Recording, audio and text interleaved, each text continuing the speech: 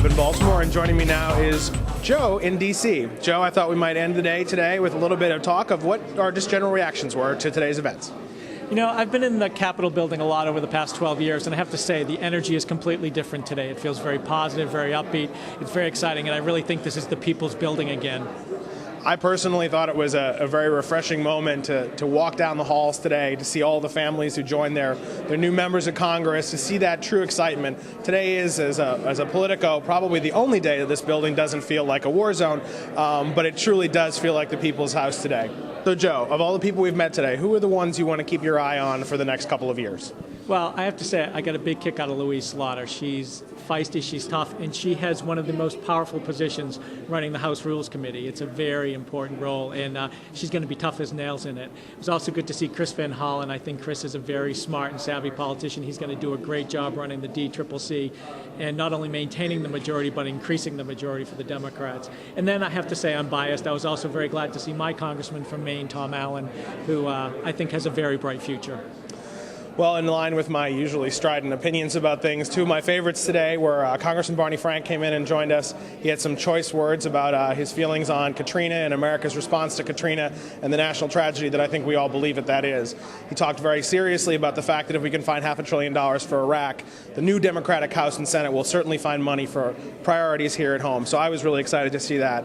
I was also really excited to see Congresswoman Napolitano from California. And I think one of the things that someone like Nancy Pelosi as a speaker, and particularly as a female speaker, brings to the process today is more interesting and more diverse voices. And people like Congresswoman Napolitano represent part of our country that in the last 6 years, in the last 12 years really, have been completely shut out of the democratic process. So I'm really excited to hear more voices and to have a House that looks more and more like America. Yeah, I think today marked a major change in American history, and I have to say it was very big moment when Nancy Pelosi became the first female speaker. We've waited a long time for a Democratic speaker, and we've waited a very long time to have a woman speaker. And you could feel that here in the room, and as people reacted to it, and the spontaneous applause and a very free feeling that everyone had that things had in fact changed, and all the hard work that everybody out in the hinterlands and the net routes, all the people who worked at a poll, all the people who went door to door, all the people who sent email to their friends, all that paid off. And today you got a chance to see a change in the leadership of our country, and I think that's something really important,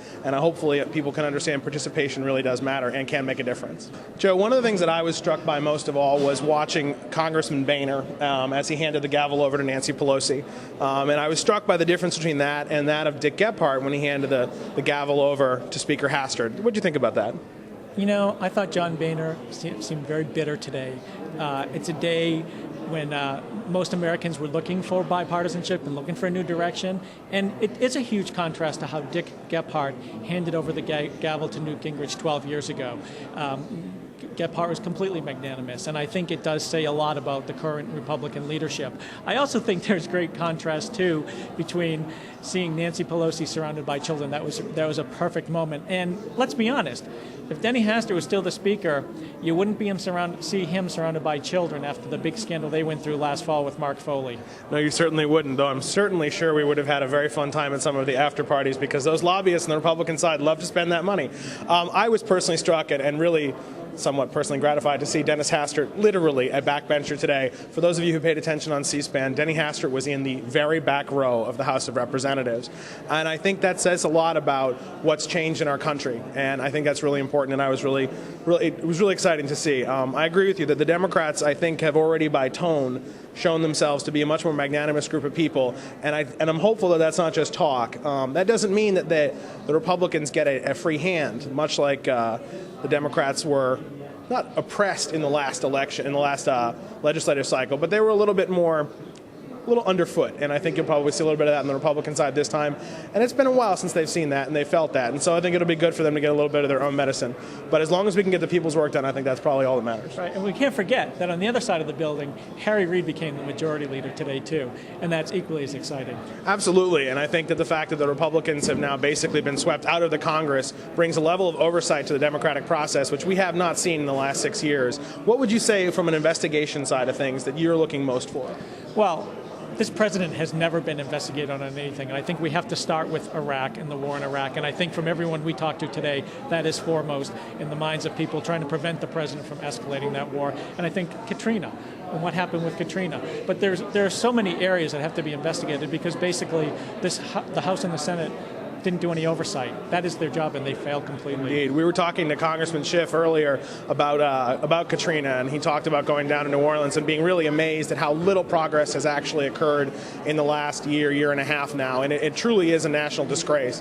And I'm hopeful that the Democrats taking over can actually start to bring some light to that and really do something about the fact that one of America's greatest cities has literally been laid waste, and it seems as if very few people really care. Right. And I think also, this is the first time this president has ever been subject to the scrutiny he deserves. He has run unfettered. He's gotten us into a war that's cost $500 billion, 3,000 kids are dead, and I think some serious questions are going to be asked. And I think next week, if the president tells us he's going to escalate the war, he's going to meet some fierce resistance from the House and the Senate. I agree, but the president has never been anyone who really likes to listen to anyone else's opinion other than his own.